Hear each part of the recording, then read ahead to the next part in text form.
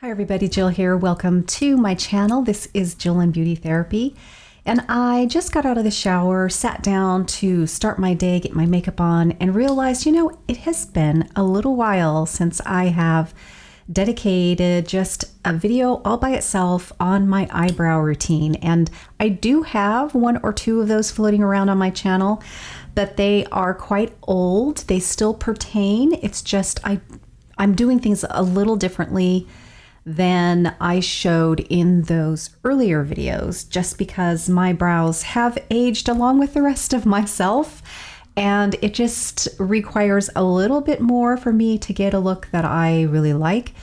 And I think kind of my taste or preferences have changed just a little bit as time went on as well. So if you're interested in how I do my eyebrows, then I hope you stick with me. So first I'm going to get all of my makeup on except for my brows, and then we will begin. So let me do that and I will be right back. Here is what I need to complete my eyebrow routine. Keep in mind that I added things as I aged and as my brows needed more and more assistance in giving me a look that I like. By no means do you need to do all of these steps if you're brand new and you're just really trying to start doing your brows to make them, improve them a little bit. Don't feel intimidated by all of this. It has just sort of been an accumulation of steps as I got a little older. So you're going to need a spoolie. I like the littlest ones so you can really get in there and separate those brow hairs. This happens to be on the other end of an eye pencil, which I have not graduated to that yet. I don't use eye pencils on my eyebrows yet. Not to say I won't need to because I'm getting close, but I like the look of what I'm doing now. I feel like I can get a really natural look. So it just happens to be on the end of a pencil. You're going to need an angled brush, and that depends on your preference. If you don't have a lot of sparseness going on, you could probably get some really great results with something even this small. That is the smallest little angled brush. You can go a little bigger. For instance, you want it to be fairly stiff. These days I have ground to cover. This step when I do my brow powder is really all about getting in and under the skin. That's really, I'm not trying to create hairs at this point.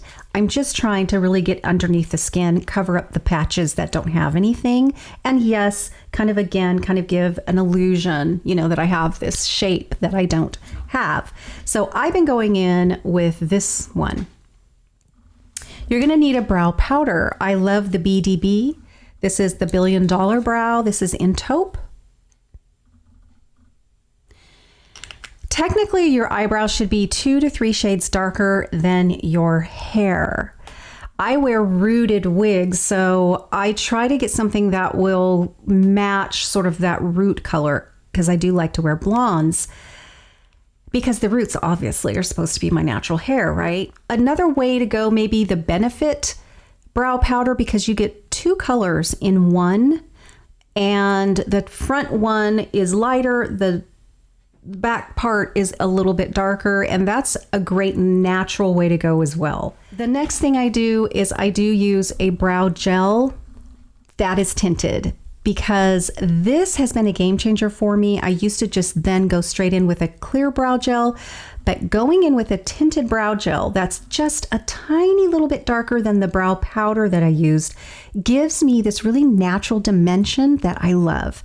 It also highlights the ones that I have, and it goes over those pure white ones that are there rather than tweeze those out, because I may need those.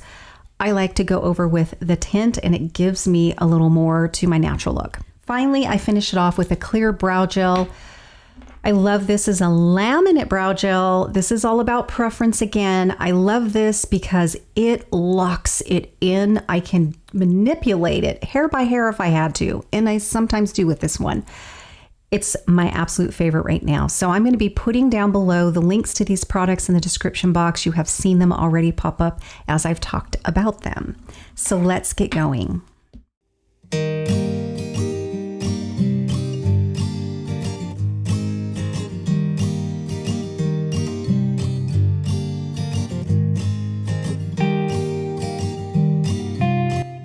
The other must-have for me when I do my brows is a 5x mirror. This was my mom's. I've tried to find something similar. I can't seem to find it, but you know, it has a 10 times on the bottom, 5 times on the top. Oh boy, I highly recommend never using a 10 times mirror. You're gonna see way too much.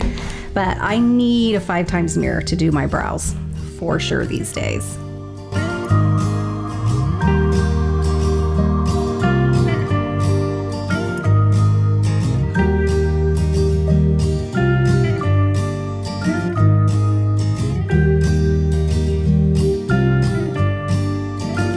We're going to do one at a time. Normally I would go right in and do that step to this side, but I think we're going to just do this whole one first. So after I get the powder on, I then comb through it with my spoolie to soften that up. I like to soften up. If sometimes I'll go in with that very first straight line from here to under the arch, and it comes in a little too dark, it comes in a little too harsh. So if that's the case, I like to definitely go in and soften up that bottom line with the spoolie. Next, I'm going to go in with the brow gel. This is in 4.5 in the Gimme brow gel by Benefit. So I'm going to go in with that. There is a tiny little bit of a learning curve with this. It can be a little bit messy at first until you get the hang of it. And I have a bald spot right there. Yeah, I'm gonna have to go in there with something. So now I do not go through it with a spoolie. What I do next is I go in with the laminate brow gel that is clear.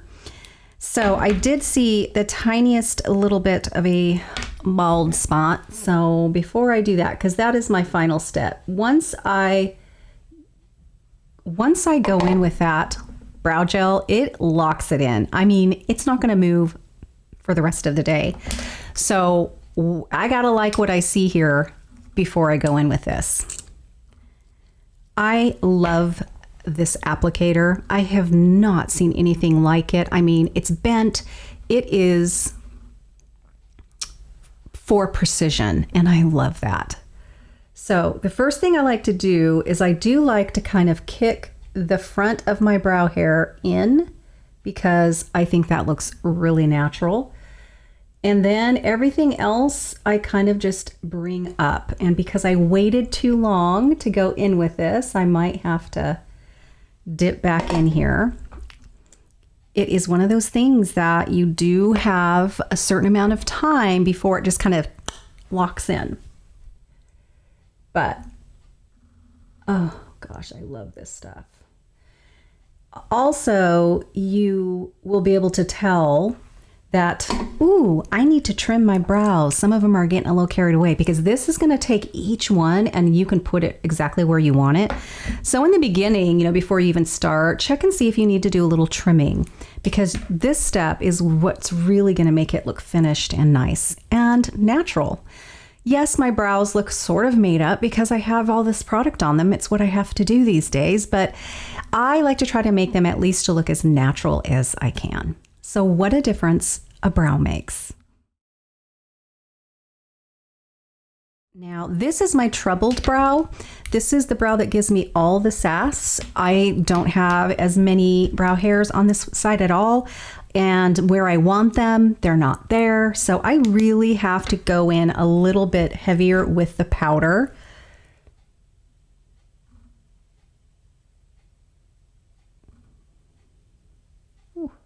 That. And so if that is the case, then I just soften it up, you know, when I go back in with the spoolie. Because I do have to have a bit of a heavier hand. I always go a little lighter here in the front because I think that looks nice and natural. So I try not to go too heavy right there in this area here. So that's why when I go in and start that first line, I don't start right at the edge here.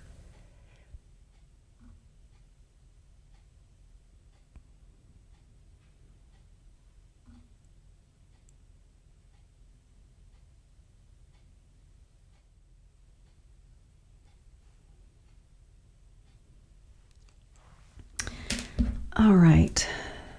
So yes, it always ends up looking a little darker in the beginning than the other side. And again, that's because I really have to go in just a little bit heavier with it. I think I need to wash this because it's not letting the product go on as smooth and clean as I like it. All right, now I'm going to go in with the Tinted Brow Gel. I'm right-handed and I still hold it in my right hand. I just turn it and make sure that I have the angle that I need. I have found that I cannot use my left hand to do my left brow. That was a mess.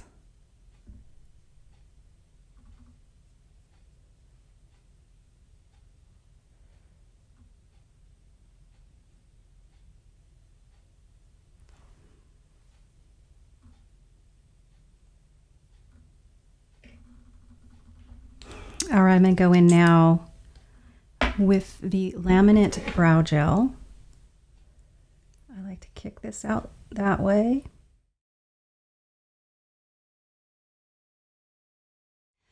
All right, so this has been my current brow routine. If anything changes, you'll be the first to know. But I hope you go away with a few little tips that you're anxious to try on yourself and see if that changes your brow game. And of course, dialing in the colors, it's what's going to have to happen to give you your very best results. Thank you so much for tuning in today, and I will see you very soon in my next video.